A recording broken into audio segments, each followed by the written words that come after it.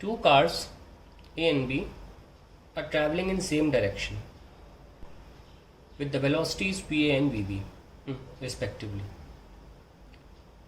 When car A is at a distance d and behind car B, the brakes are applied on A, causing a deceleration at the rate of A. Show that to prevent a collision between A and B, it is necessary that Va minus Vb is less than root 2 AD. Two cars A and B are traveling in same direction. ये एक car है,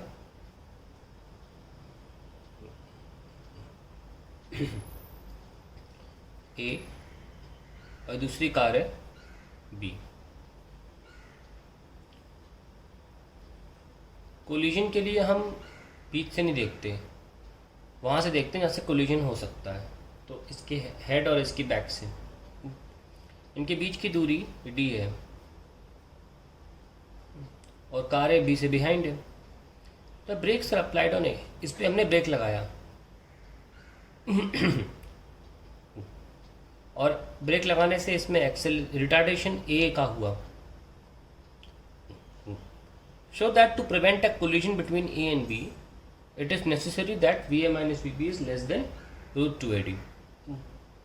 देखिए, जब ये break लगाएगा इसकी speed धीमी हो जाएगी और इसकी स्पीड वी ए है और इसकी स्पीड वी बी है. इसको कोलिजन तभी महसूस हो सकता है जब इसकी स्पीड इस वाली से ज़्यादा हो. 100% वी ए वी बी से ज़्यादा है. अगर इसकी speed V B car B से बराबर होती है या कम होती है तो कोलिजन कभी नहीं हो सकता था. तो कोलिजन के लिए पीछे वाली गाड़ी की स्पीड ज़्यादा होना बहुत ज़रूरी है. और टक्कर से बचने के लिए इसकी स्पीड और इसकी स्पीड बराबर भी हो जाए अगर डी डिस्टेंस के भीतर तो भी काफ़ी है. इसको रुकना ज़रूरी नहीं है. कोलिजन से बचने के लिए सिर्फ रुकना ज़रूरी नहीं होता. आप स्पीड भी बराबर कर लेंगे तो भी कोलिजन नहीं होगा, क्योंकि फिर आपके डिस्टेंस में कमी नहीं आएगी ना, आप अप्रोच नहीं करेंगे आगे वाली बॉडी. तो मोस्ट इम्पॉर्टेंट ये है कि बस स्पीड्स बराबर हो जाए, ये काफ़ी है इस डी डिस्टेंस के अंदर. अब जब ये अपनी स्पीड को कम करने के लिए ब्रेक लगाएगा, धीमे होगा, तो ये भी आगे जाएगी. दोनों कार का मोशन देखना होगा. इससे बेहतर है कि क्यों ना एक कार खड़ी होती और हम ये सोच रहे होते कि ये गाड़ी खड़ी गाड़ी से टक्कर ना खा जाए, तो उसको डी डिस्टेंस के अंदर रुकना होगा. अगर दोनों साथ चल रहे होते तो हम ये कॉन्सेप्ट लगाते तो दोनों की स्पीड सेम हो गई है. लेकिन अब अगर हम इसको रोक दें इमेजिनरी तरीके से, तो इसको यहाँ पे आने से पहले रुक जाना होगा.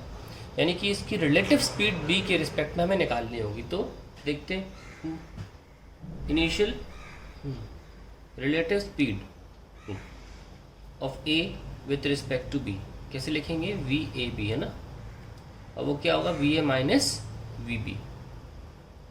ये हो गया. अब आप डायरेक्शन डाल के सॉल्व कर लीजिए. वी ए राइट साइड है और वी बी भी राइट साइड है.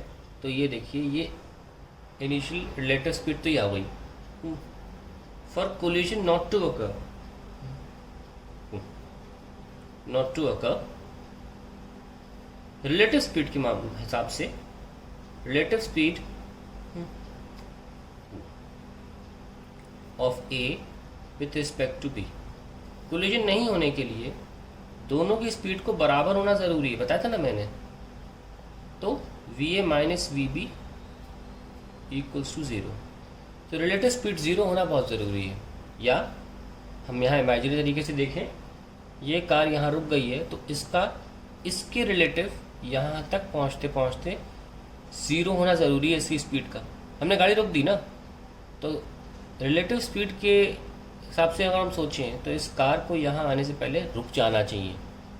सवाल में एक्चुअली में ना ये रुक रही है. सवाल में क्या है, डी डिस्टेंस के भीतर दोनों की स्पीड बराबर हो जानी चाहिए. इसलिए मैंने लिख दिया इस तरीके से कि रिलेटिव स्पीड करने के लिए ध्यान रखिए कि दोनों की स्पीड बराबर होनी चाहिए. और V A minus V B क्या था, 0. तो इसका रिलेटिव के हिसाब से इक्वेटोरियल का मतलब क्या हुआ कि गाड़ी खड़ी हुई है और ये गाड़ी खड़ी गाड़ी से टकराने से बचने के लिए क्या करना पड़ेगा, इसको रुकना पड़ेगा, ये चलती नहीं रह सकती ना। तो अब हम शुरू कर सकते हैं। Let the distance in which it stops be S. तो हम बस इस पूरे सवाल में कहीं भी टाइम की ज़रूरत नहीं पड़ रही, तो हम ऐसी इक्वेशन ऑफ मोशन लगाएंगे इसमें टाइम होता नहीं है, वो है तीसरी। तो रिलेटिव स्पीड के हिसाब से लगाएंगे v equals to u square minus 2a s।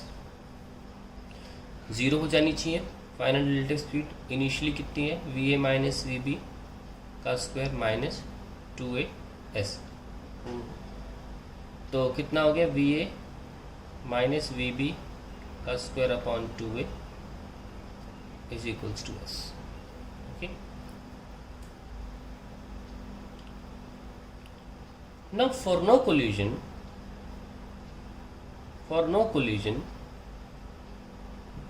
जो हमने s निकाला है वो डिस तो कम होना चाहिए ना। अगर बराबर भी हो गया तो ये टच करेगा, और टच करने में जानते क्या होता है, कार वाले बाहर आके बहस करते हैं। तो कोलिजन नहीं हो उसके लिए s should be less then d। तो ये s है मेरा, va माइनस वी बी का square upon 2a should be less then d। और एक कदम आगे सॉल्व कर लें तो va minus V B should be less than √2ad and that is done.